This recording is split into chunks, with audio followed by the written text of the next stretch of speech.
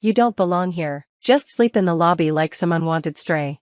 The suitcase hit the floor with a sharp thud, spilling its contents around me. The biting chill of the spring air was nothing compared to the searing sting of rejection. Just a week ago, when Mark proposed this family getaway, I believed it could be a fresh start. Perhaps, just perhaps, this was the moment he'd finally start to accept me. I had poured so much effort into preparing, thinking this trip would be my chance to be acknowledged. But now, standing alone in the hotel lobby, the crushing reality hit harder than I could ever have imagined.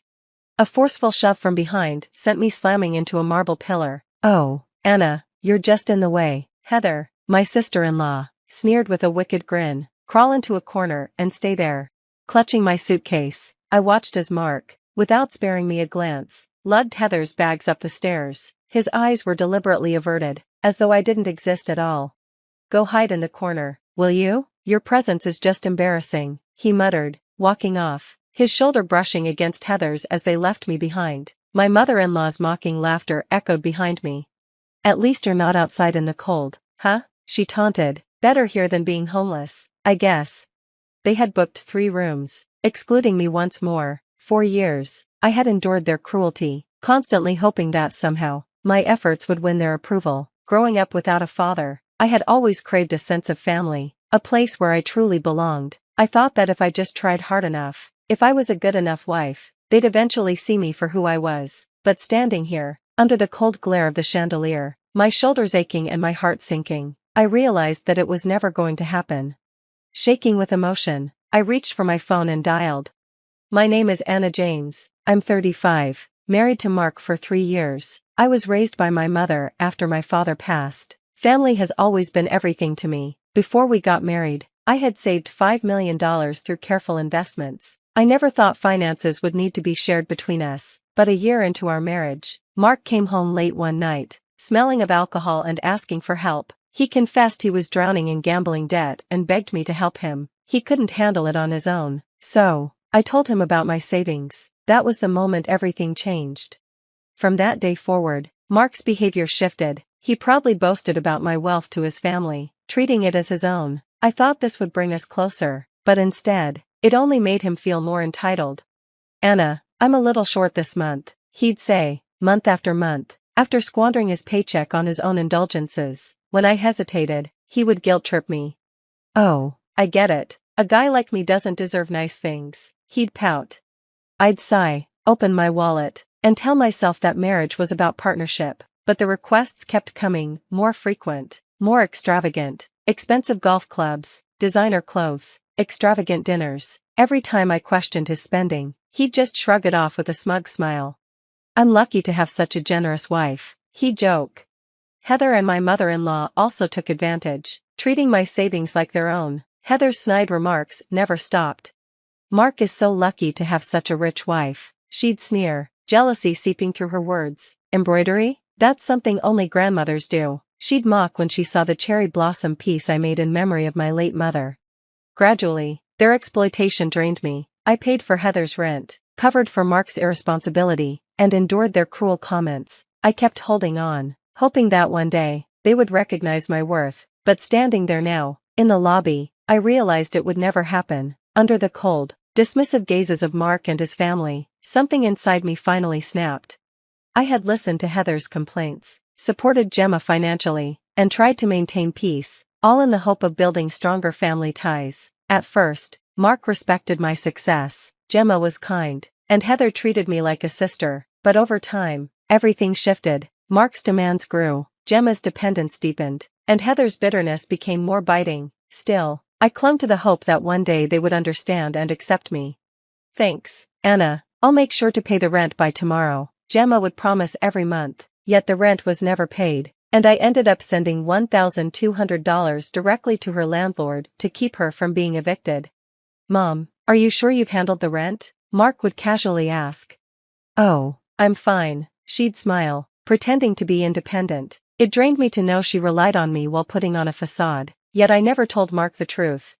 Each month, as Mark became more oblivious to my sacrifices, I saw through his dependence, his mother's cunning, and Heather's malice. Embroidery became my refuge, a way to feel connected to my late mother. Each stitch was a quiet conversation with her spirit. but even that small solace was invaded.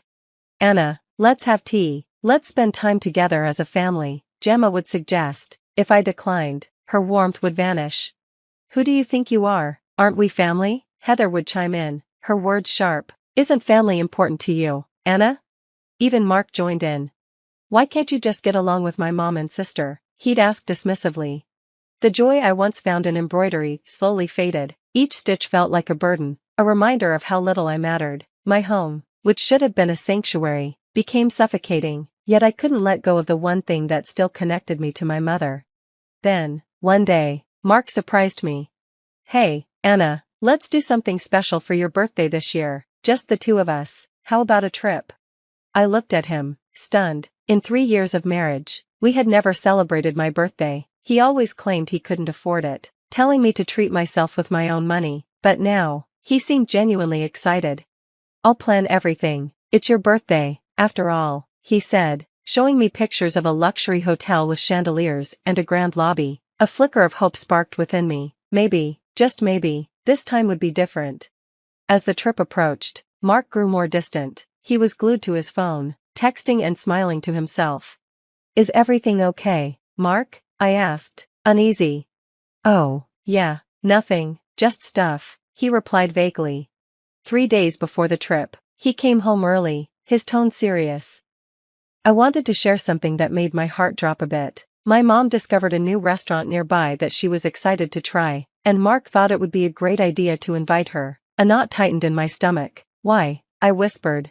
"Come on, Anna, she'll love it. It'll be family time," he said casually.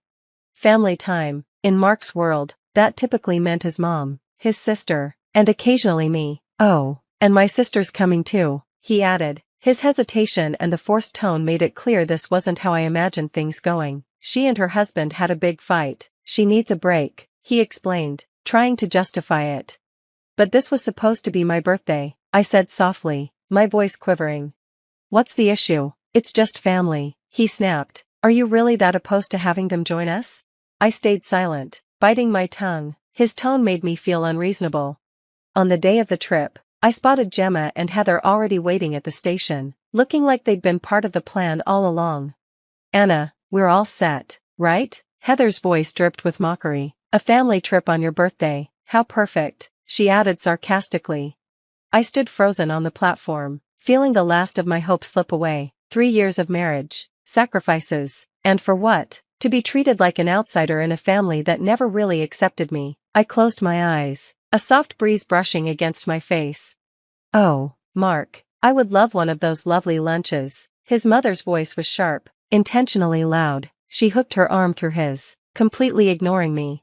"Of course, Mom. Anna, can you pay for it?" Mark said, holding his hand out without looking at me, his focus entirely on his mother and sister. I handed him my wallet without a word. His mother smirked. "I'll have the shrimp stir-fry, just like Mark's." "Of course, he loves it." "Same for me," Gemma said with a smug grin. Nothing like having family enjoy the same thing. They all exchanged smiles, leaving me standing on the outside of what should have been my special day. On the train, Mark sat between his mother and sister, and I was left across the aisle. "So, Mark, last night was terrible," Gemma began, dramatically recounting every detail of her issues, making sure everyone on the train heard. I sat quietly, feeling the weight of their voices. "And Anna, without kids or a career, you wouldn't understand what I go through," Gemma added, lacing her words with condescension. "True, Anna's got it easy, doesn't she?" Heather laughed. Mark chuckled along, playing along with the mockery. They continued, poking fun at me while Mark went along with it. By the time we reached the hotel, my hopes for a pleasant birthday had been completely crushed. At the hotel, the receptionist informed us, "Your reservation includes 2 rooms." Mark turned to me with a smug look. "Oh, Anna, I only booked 2 rooms. Mom and I will share one, and my sister gets her own." "Where am I supposed to stay?" I asked, disbelief in my voice. "There's room for you, but the lobby has comfy couches. Lucky you, right?" Gemma and Heather snickered. "Look on the bright side, Anna, it's better than being outside in the cold like a stray dog," Heather added. Mark took my wallet and pulled out some bills. "Don't worry, Anna, we'll grab drinks in your honor," he said, walking off with his family, leaving me alone in the lobby. I stood there, looking up at the chandelier above. A sense of calm settled over me. This was a turning point. I pulled out my phone and whispered, "What a shame," before making a swift decision. "Is there anything we can help you with, ma'am?" the front desk clerk asked. "I've already spoken to the owner," I replied confidently. The staff's attitude shifted immediately, and soon enough, I was upgraded to the presidential suite. A private dinner was arranged, and I was treated like the only guest that mattered. By the time Mark and his family figured out where I was already enjoying a gourmet meal in peace, while his frantic texts went unanswered. For once, I was free to enjoy my birthday without their judgment. The next morning, I left the hotel quietly, settling the bill on Mark's credit card. It was time to take control of my life, leaving them to deal with their pettiness. When Mark and his family returned to the hotel, they were in a panic. "This has to be a mistake," Mark said, pale, as the desk clerk explained the charges. His card had been maxed out. "What kind of woman would do this to her husband? She's shameless," Heather screamed. The hotel staff informed them they could settle the bill later. Thanks to my connections, they had no idea what that would mean for their social standing. When I got home, it was peaceful. For the first time, I felt at ease. I opened the curtains to let the spring sunlight pour in, taking a deep breath of relief. An hour later, the door slammed open. "Anna, what the hell were you thinking?" Mark's furious voice, alongside his mother's shrill anger and Gemma's snide remarks, filled the room as they tried to humiliate me. I stood still, my expression unreadable. "Why don't we take this outside?" I suggested. They stopped, surprised. "After all, you wouldn't want the neighbors to hear, would you?" I led them outside and confronted everything they had hidden.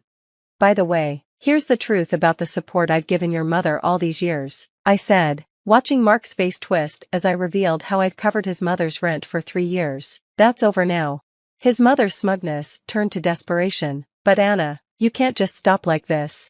"I can, and I already have," I said firmly, before turning to Gemma. "By the way, those social media posts about me? Well documented and shared with your husband. He's already filing for divorce." One by one, they realized the consequences of their choices. Their shared disdain for me had finally caught up with them, and now they were left alone. A few weeks later, Mark came to collect his things. "Can't we start over?" he begged. "You treated me like a monster wife for years, didn't you?" "Well, I hope you enjoyed it," I said calmly. "There's no need for me to play the villain anymore. This is the end." Days later, I received a package, one of my cherished embroidery pieces, carefully wrapped, with a note of apology from Mark's niece. It was a small, but powerful reminder that kindness and understanding don't come from force, they come from genuine connection. Soon after, I began teaching embroidery classes, pouring myself into the craft my mother had taught me. Each stitch brought me peace. I had finally built my own circle of support and joy, not from obligation, but from love and authenticity, just as my mother would have wanted. Thanks for watching. See you in the next video. Stay stunned.